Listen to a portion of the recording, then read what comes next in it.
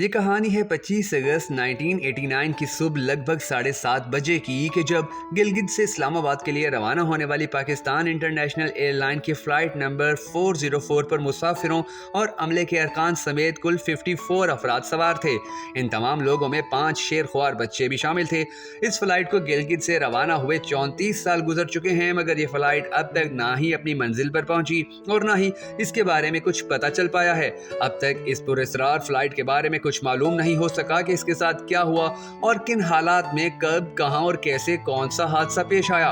हुक्काम ने तैयारे के मलबे को ढूंढने की तवील मगर नाकाम कोशिशों के बाद इस फ्लाइट पर सवार तमाम अफराद को मुर्दा करार दे दिया था। इस तैयारे में 2 गैर मुल्कियों और 5 बच्चों समेत 49 मुसाफिर जबकि अमले के 5 अरकान सवार थे। इन तमाम मुसाफिरों में से अक्सरियत का ताल्लुक गिलगित बल्तिस्तान से था। 2 गैर मुल्की मुसाफिरों में फ्री लॉन्च सहाफी और मुअल्लम डॉक्टर रीना सिड्रेस और पाल मेक गोरियन शामिल थे। फ्लाइट नंबर 404 की इस कहानी के हवाले से जब PIA और सिविल एविएशन अथॉरिटी आज भी पूछा जाए तो वो कहते हैं कि ये वाकया बहुत पुराना वाकया है। फिलहाल इस हवाले से कोई तहकीकाती रिपोर्ट रिकॉर्ड में मौजूद नहीं है। दोनों इदारों के मुताबिक वो इस फ्लाइट के हवाले से कोई भी मालूमात फराहम करने से कासिर हैं। एविएशन सेफ्टी नेटवर्क के मुताबिक फ्लाइट नंबर 404 एक फोकर F-27 फ्रेंडशिप तैयारा था जिसने पहली परवाज सन 1962 में भरी थी।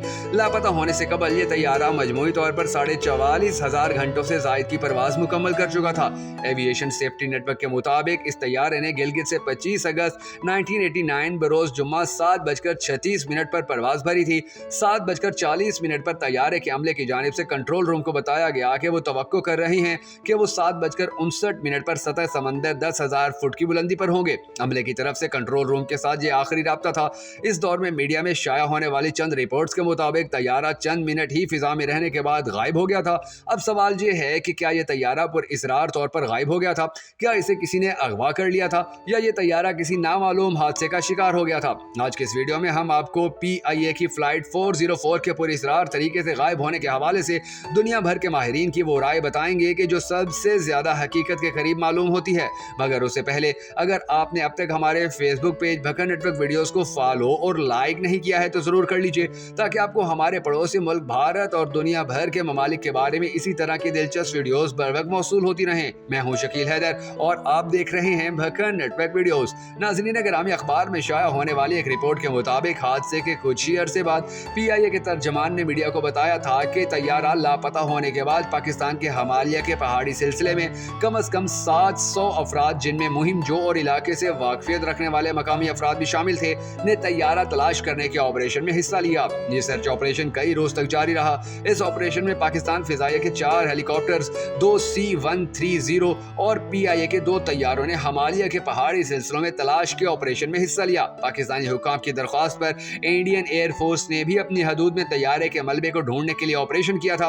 उस दौर में इस हवाले से शाया होने वाली खबरों का जायजा लिया जाए तो मालूम होता है कि तलाश का काम ज्यादातर दुनिया के दुश्वार तरीन पहाड़ नांगा पर्वत और इसके इर्द गिर्द किया गया था। उस वक्त नांगा पर्वत पर मौजूद 2 बरतानवी मुहिम जोयों ने मीडिया को बताया था कि उन्होंने नांगा पर्वत पर इंतहाई निचली परवाज करते हुए एक तैयारे को देखा था।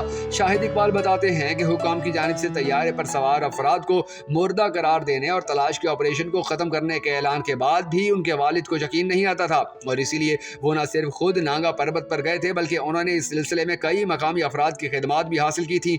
शाहिद इकबाल के बकौल हुकाम की जानिब से ऑपरेशन खत्म होने के बाद न सिर्फ उनके वालिद बल्कि बहुत से खानदानों ने अपने तय इस तैयारे को तलाश करने की कोशिश की और ये सिलसिला कई महीनों तक भी चलता रहा था। मेरे वालिद दीगर लवाहिकीन के साथ मिलकर चित्राल से मुंसलिक अफगानिस्तान के पहाड़ों में भी गए थे। वहां पर भी मकामी लोगों से राब्ते किए थे। लाइन ऑफ कंट्रोल का चप्पा चप्पा छान मारा था। जहां जहां मुमकिन था वहां तलाश का काम किया गया। पाकिस्तान एयरफोर्स के साबिक फ्लाइंग अफसर सरदार फिदा हुसैन के मुताबिक मज़कूरा हादसे से मुतल्लिक कुछ भी यकीन से नहीं कहा जा सकता है कि इस फ्लाइट के साथ आखिर क्या हुआ होगा। फिदा हुसैन इराक की कौमी एयरलाइन के लिए बतौर मशीर काम कर चुके हैं। उन्होंने कहा कि जिस जमाने में यह हादसा पेश आया था उस वक्त टेक्नोलॉजी इतनी जदीद नहीं थी कि जहाज के मलबे की एक मुश्किल इलाके में निशानदेही हो सकती। अब सिर्फ इम्कानात ही पर बात हो सकती ہوئی ہے کیونکہ نہ تو ملبہ ملا اور نہ ہی بلیک باکس۔ فدا حسین کہتے ہیں کہ طیارے کا کنٹرول روم سے جو آخری رابطہ ہوا تھا وہ معمول کا رابطہ تھا۔ دنیا بھر میں ہر فلائٹ کے اڑان بھرنے کے فوراً بعد اس طرح کے رابطے ہوتے ہیں۔ یہ بالکل معمول کی کارروائی تھی جس سے کچھ بھی اخذ کرنا ممکن نہیں ہے۔ تاہم یہ ضرور کہا جا سکتا ہے کہ جب طیارے نے پرواز بھری تو شاید سب ٹھیک تھا۔ سردار فدا حسین کے مطابق پہلے رابطے کے بعد کوئی رابطہ نہیں ہوا۔ عموماً اگر طیارے میں کوئی خرابی پیدا ہوتی ہے تو پائلٹ فوراً سب سے پہلا کام ایئر ٹریفک کنٹرول کو آگاہ کرنے کا کرتے ہیں۔ چونکہ ایسا کوئی پیغام نہیں دیا گیا تھا اس لیے ممکنہ طور پر کہا جا سکتا ہے کہ شاید پیش آنے والا حادثہ انتہائی اچانک اور غیر متوقع تھا جس کے باعث پائلٹ کو ایئر ٹریفک کنٹرول سے رابطہ قائم کرنے کا موقع ہی نہیں ملا۔ یہ بھی ممکنات میں سے ہے کہ جہاز کا مواصلاتی نظام ہی فیل ہو گیا ہو جس کے باعث رابطہ کرنا ممکن ہی نہ رہا ہو۔ فدا حسین کہتے ہیں کہ اگر اس زمانے کے کچھ شواہد اکٹھے کیے جاتے یا کوئی تحقیقاتی رپورٹ موجود ہوتی جس میں کوئی اشارہ یا ثبوت دستیاب ہوتا تو اس کی بنیاد پر آج کے دور میں جدید ٹیکنالوجی سے تلاش کے عمل کو بڑھانے کی کوئی توقع بھی ہوتی، مگر اب یہ ناممکن ہے۔ ان کا کہنا تھا کہ نانگا پربت کے گلیشیئر اور برف پر طیارہ تلاش کرنا آسان نہیں رہا ہوگا۔ ظہور بتاتے ہیں کہ طیارہ لاپتہ ہونے کی اطلاع ملتے ہی ہم سب لوگ گلگت ایئرپورٹ پہنچ گئے تھے۔ وہاں پر افراتفری کا سما تھا۔